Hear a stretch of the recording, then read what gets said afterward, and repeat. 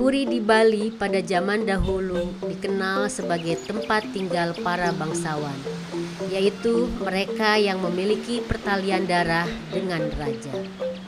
Ada banyak puri di Bali yang merupakan bagian dari sejarah peradaban Bali.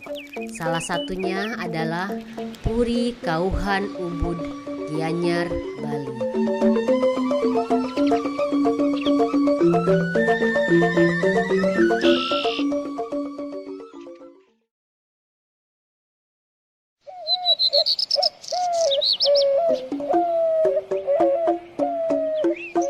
Puri Kauhan Ubud merupakan salah satu kekayaan warisan budaya Bali yang terletak di jantung budaya Pulau Dewata. Sejak abad 19 telah menjadi bagian dari perjalanan sejarah Bali dan Indonesia.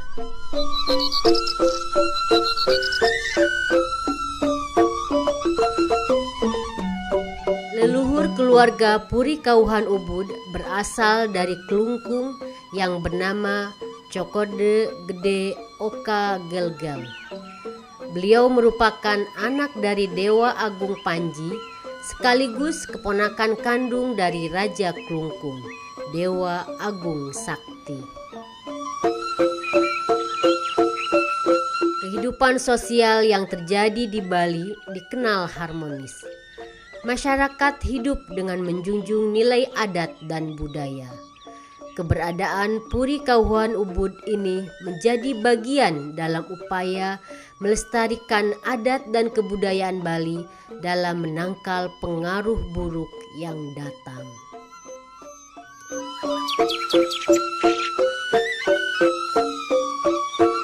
Orang luar Bali banyak yang menganggap keberadaan Puri dipahami sebagai tempat tinggalnya para bangsawan dan memiliki jarak dengan status sosialnya dengan masyarakat. Faktanya tidak demikian.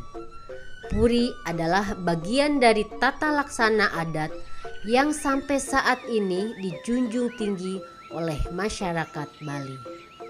Puri dan para agamawan di Bali menjadi otoritas yang membimbing masyarakat sekitarnya. Dalam masyarakat itu dimanapun kita berada ya, termasuk di Bali itu mungkin ada semacam strata ya. Nah, strata itu sebenarnya dibentuk oleh masyarakat itu sendiri. Dasarnya itu adalah kalau menurut saya ya, interest daripada ataupun keinginan daripada masing-masing individu untuk menyumbangsihkan kemampuannya di bidang apa di masyarakat itu. Jadi ada yang memang mungkin ke spiritualitas, ada yang memang mungkin ke mengkoordinasikan masyarakat gitu kan. Ada yang mungkin lebih aktif di bidang perdagangan dan usaha gitu. Terus ada yang memang mungkin lebih fokus melakukan pekerjaan yang sesuai dengan profesinya, apapun itu. Gitu. Nah itu dasarnya. Cuman kemudian hari masyarakat kita ini, kalau khususnya di Bali itu diatur oleh pemerintahan atau kerajaan pada saat itu, diberikan gelar, diberikan sesuatu sehingga menjadi turun-temurun gitu, yang belum tentu sesuai sekarang dengan relevan zaman dengan ini. zaman sekarang.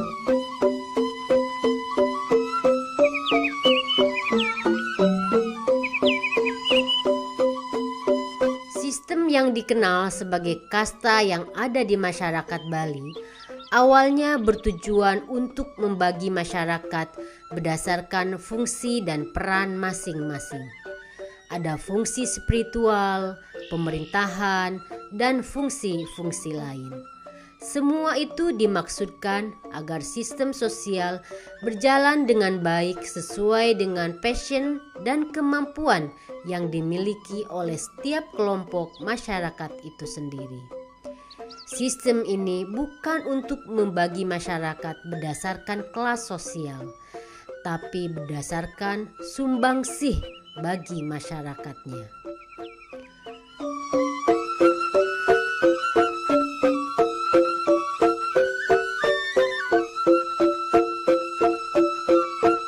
Tapi intinya bahwa kita itu bermasyarakat itu kan ada dimanapun juga itu ada semacam ya sebagai komunitas itu pasti ada hak dan kewajiban. Nah, masyarakat individu apapun juga itu pasti mempunyai hak-haknya sebagai individu, tapi juga mempunyai kewajibannya. Nah, semakin banyak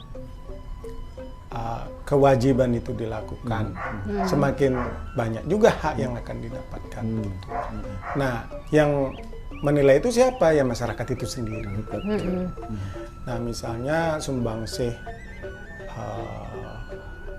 kalau di Jawa mungkin di pesantren ya itu terhadap perkembangan edukasi masyarakat itu dan fungsi sosialnya kan sangat tinggi sekali. Gitu. Nah, kalau di Bali itu digarap oleh beberapa gitu. Ada yang bagian spiritualitas di keagamaan juga melakukan hal yang sama, tapi juga bagian orang yang fungsinya sekarang ini mungkin agak beda ya, nggak lagi di pemerintahan tapi juga mungkin membantu untuk memikirkan problem-problem yang ada di masyarakat dan membantu untuk memecahkan baik secara formal melalui pemerintahan atau legislatif ataupun lewat LSM, tapi itu tujuannya sama, yaitu membantu untuk menghadapi proses perubahan kan.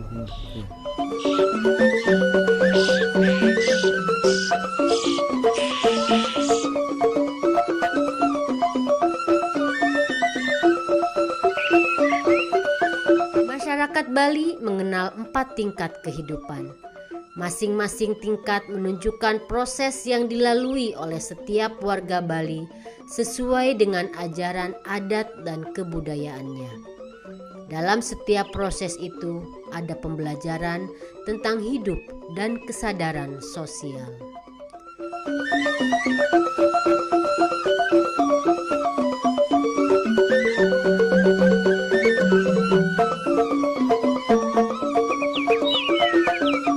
Nah, di Bali sendiri kan kita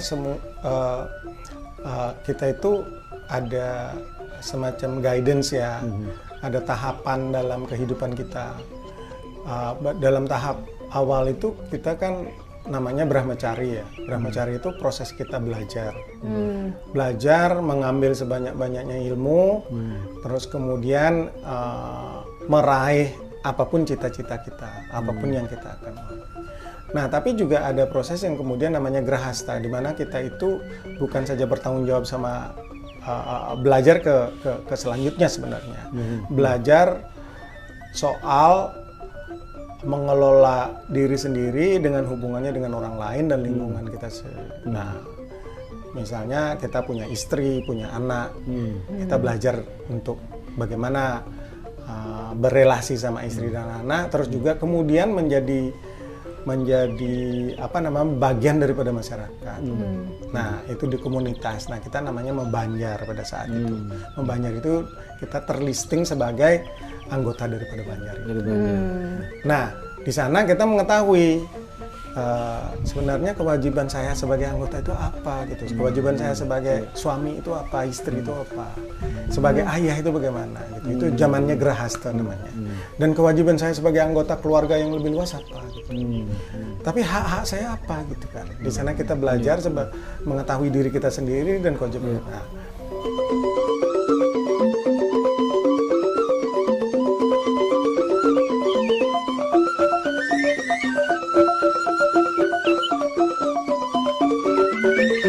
Kauhan Ubud memiliki tugas mulia untuk membimbing masyarakat. tugas yang telah mereka warisi secara turun-temurun dari para leluhur. Salah satunya adalah menyelaraskan pemahaman masyarakat terhadap tingkat kehidupan yang dilalui dan memastikan nilai-nilai adat tetap lestari dalam kehidupan sehari-hari.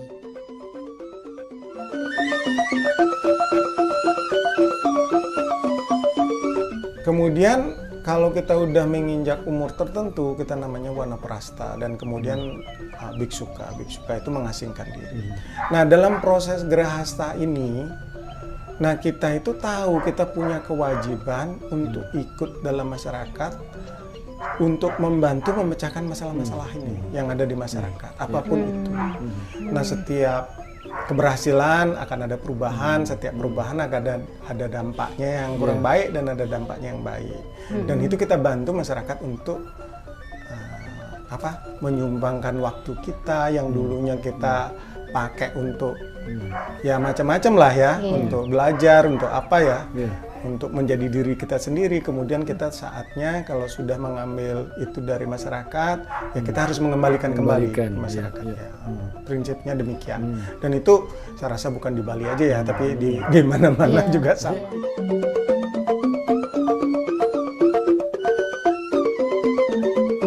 Salah satu upaya untuk melestarikan adat dan kondisi alam adalah upaya penanaman 15.000 pohon di daerah Kintamani. Hubungan penanaman pohon itu menunjukkan adanya ikatan emosional antara Ubud dengan Kintamani, bukan sekedar hubungan kewilayahan.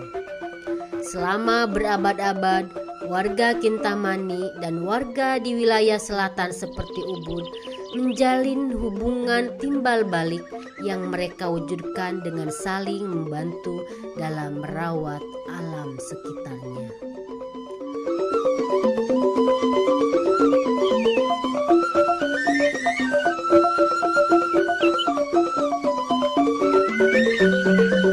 Kalau soal teritori sih enggak ya. Tidak ada kan ya. Tapi kalau hubungan emosional sih dari dulu ya, karena kita merasa berutang sama Kintamani. Orang. Ya danau ini penting ya, air itu penting ya. Jadi kita karena itu menghidupi kita semua kan. Secara tradisi tiap hari pun kita sekarang masih pakai air. Gitu. Dan mereka lah yang menjaga itu kan. Jadi sebenarnya sih rasa ya ikut membantulah karena mereka sudah berabad-abad menjaga danau itu dan gunung itu supaya tetap ada airnya. Terus kemudian kita yang di selatan ini yang menikmati sebenarnya mungkin lebih banyak menikmati daripada mereka ya.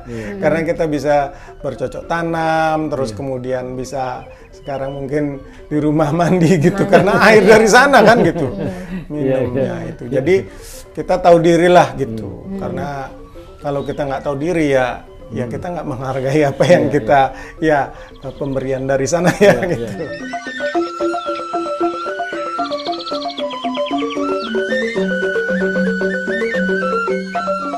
Air yang ada di Danau Batur adalah anugerah bagi masyarakat Bali, terutama di daerah selatan seperti Ubud.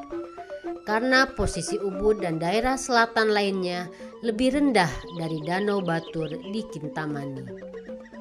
Orang-orang yang ada di daerah Kintamani telah menjaga danau selama ratusan tahun.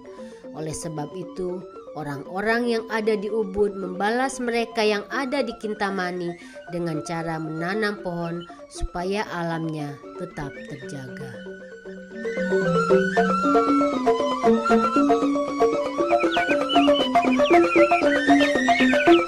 Sebenarnya ini dari dulu kan. Dari dulu itu kita orang-orang tua kita dulu itu kalau ada orang-orang dari daerah Batur itu, daerah danau itu, mereka kan nggak bisa nanam padi karena ya gimana ya? Karena danau kontur tanahnya dan juga danaunya ya ada di bawah mereka gitu. Jadi kan nggak mungkin bawa air naik. Atas, kalau kita yang di selatan kan airnya turun berupa mata air, berupa sungai dan kita menikmati air danau itu. Nah orang tua-tua kami itu zaman dulu memberikan pesan ke kami kalau ada orang-orang Batur itu yang dari atas utara lah itu istilahnya, yang bawa kacang-kacangan itu. Di Danau Batur itu ada pura besar bernama Pura Ulun Danu Batur. Pura tersebut dibangun untuk memuja Dewa Wisnu dan Dewi Danu. Selama ini kebanyakan orang dari luar Bali hanya tahu perihal pura di tengah gunung itu adalah Pura Bedegul yang ada di Danau Baratan. Padahal di Kintamani juga ada sebuah pura di pinggir danau. Filosofi pura di pinggir mata air adalah lambang keharmonisan antara masyarakat Bali dengan alam, khususnya air. Air merupakan awal kehidupan dan akhir dari kehidupan di bumi bagi masyarakat Hindu Bali. Seluruh upacara dalam masyarakat Hindu Bali tidak lengkap tanpa adanya air atau yang biasa disebut tirta. Sebenarnya pura di tengah air, sungai ataupun mata air itu tuh untuk mengingatkan kita untuk menghormati air. Menghormati air itu, Mas. Ya. Di sana itu dulu salah satu ada mata air yang besar sekali ya dari belerang itu juga. Yang air panas ya. Air panas. Ya. Karena jadi setiap ada mata air, setiap ada hal yang demikian, kita itu mengingatkan ke anak-anak, ke semuanya dengan cara menghargai itu.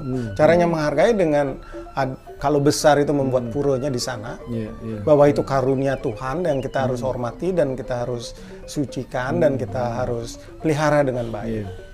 Nah, cara kami itulah dengan begitulah, karena nggak semua dari kita bisa baca, bisa baca lontar. Jadi caranya itu dengan visualisasi, memvisualisasi bahwa ini karunia Tuhan dan kita harus hormati semua. Jadi ya di setiap danau mungkin ada ya, di setiap mata air ada. Jadi di laut pun ada gitu. Jadi misalnya mungkin teman-teman di Indonesia banyak mengenal Tanah Lot ya. Tanah Lot ya. Nah, Tanah Lot itu cuma salah satu. Di sana juga ada keluar mata air juga dari sana. Oh di Tanah Lot? Iya benar. Kan belum pernah kalau sampai ke nyebrang. Di bawahnya itu ada ular-ular itu air tawar keluarnya. Karena di situ dibangun pura itu ya. Iya, makanya kita memperingatkan bahwa ini penting, air ini penting. Jadi mesti kita hormatilah karena ini karunia Tuhan, jadi kita harus menghormati air.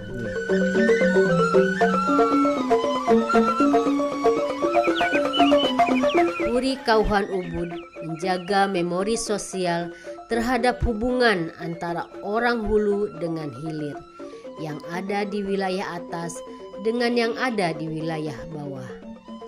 Puri Kauhan Ubud dalam konteks masyarakat Ubud berfungsi untuk menahan serbuan paham komersil dan alienasi, untuk menjaga wajah Bali yang asli sesuai tuntutan agama dan adat itu tidak tercemar.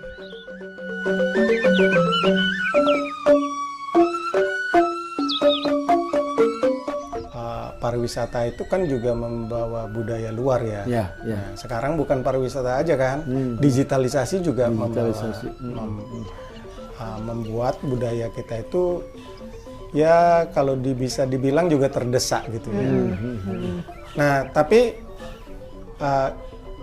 kita kan juga ada cara tertentu yang sifatnya mungkin nggak frontal ya, tapi bergerilya begitu untuk menjaga identitas kita. Nah, ini identitas itu bukan dari pengertian yang negatif ya, tapi pengertian yang positif. Identitas kan sebenarnya netral saja. Cuman kalau dipakai ke hal yang negatif kan juga nggak bagus.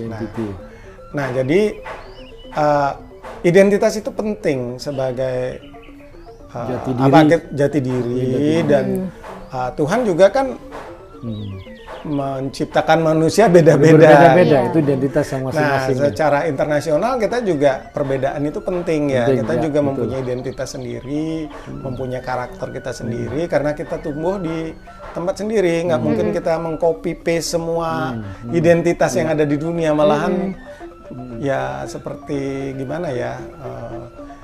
Nah, kita juga harus menjaga itu.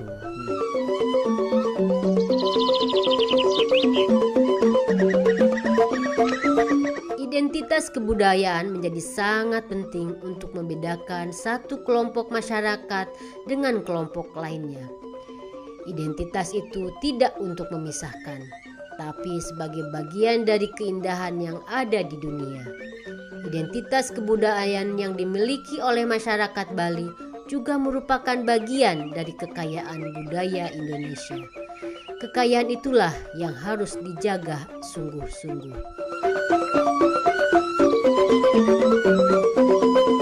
Nah, apa yang kita lakukan yang pertama, ini setiap keberhasilan ya, kita percaya di Bali, setiap tindakan kita yang berhasil akan berdampak ke sesuatu yang juga mungkin akan kurang berhasil. Zaman dulu, zaman saya sekolah, kelas 1 SD itu banyak yang nggak naik kelas karena nggak bisa berbahasa Indonesia. Gitu. Karena dia nggak ngerti kan, karena di rumahnya bahasa Bali semua. Bahasa Bali terus ya. Nah sekarang terbalik, mereka anak-anak itu nggak bisa berbahasa Bali. Jadi dia bisanya bahasa Indonesia dulu, baru bisa bahasa Bali gitu.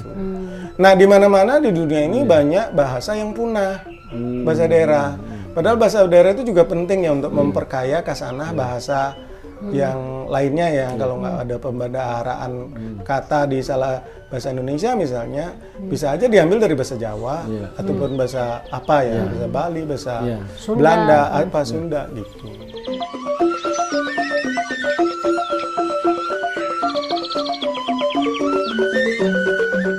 Bahasa menunjukkan bangsa. Kalimat itu menjadi sangat penting di tengah ketercerabutan identitas kebangsaan. Bali yang menjadi destinasi wisata internasional sejak lama telah bergelut dengan persoalan itu. Segenap pihak terus berupaya agar generasi penerus tak lupa jati dirinya. Nah, penting kita itu memelihara bahasa kita sendiri, dan itulah yang kami lakukan tahun lalu. Bahwa bahasa itu penting, karena bahasa bukan saja soal bahasa mengucapkan, tapi juga cara kita berpikir. Kebanyakan orang miskomunikasi itu bukan karena kemampuan dia berbahasa, tapi caranya berpikir itu nggak bisa diekspresikan dengan baik. Gitu. Salah paham itu juga terjadi karena itu, gitu. Bukan karena kemampuan bahasa gitu. Nah jadi berbahasa itu penting untuk tetap membentuk cara berpikir juga. Jadi misalnya kalau di Bali ada etika, kan ada seperti di Jawa ada kalau di Bali istilahnya sorsinggi. Sorsinggi itu ada level bahasa. Oh, strata itu. Strata bahasa. Bahasa ya. Nah itu penting karena kalau kita ngomong sama orang yang kita nggak tahu, kita harus memakai bahasa yang halus.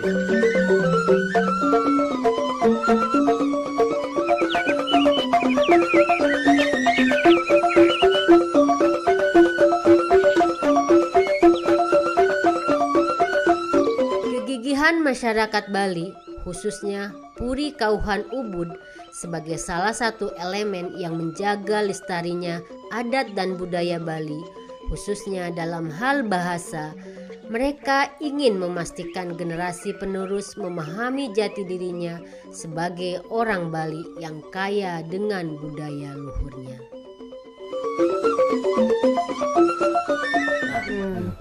Itu di Bali itu dipelihara untuk apa? Untuk menjaga jarak tertentu terhadap orang yang itu, untuk intensi kemauan kita yang baik, bahwa kita itu berbahasa yang baik dengan mereka, sehingga mereka saling ada hormat menghormati satu sama lain. Gitu. Mungkin itu konteks di psikologisnya ya. Gitu. Nah kalau kita nggak ngerti bahasanya, di sini bisa jadi persoalan salah pahaman kan? Kok kasar sekali ngomongnya sama saya gitu. Justru kalau di Bali itu orang ngomong kasar satu sama lain karena keakraban. Kalau nggak akrab kita harus ngomongnya Iya, halus. Iya, ada ininya. mungkin sama juga ya di Jawa kali ya. Jawa juga sama ini. Kebudayaan terus mengalami perubahan. Tantangan asimilasi dari kebudayaan lain terus datang. Kebudayaan populer dari mancanegara menyeret generasi penerus dalam pusaran yang membuat mereka lena terhadap jati dirinya. Puri Kauhan Ubud adalah salah satu tonggak yang berdiri bersama masyarakat Bali untuk mempertahankan kekayaan budaya mereka. Menjadi Bali yang sebenarnya, menjadi Indonesia dengan penuh bangga. Oke, Bung, terima kasih untuk waktunya, ngobrolnya. Terima ya. kasih untuk mampir ya. Iya. Jangan bosan-bosan. Iya. Ya. Nanti kita kapan-kapan ketemu lagi kalau Baik. ke Bali mampir Baik. ke sini. Terima kasih. Ya. Mari. Ya.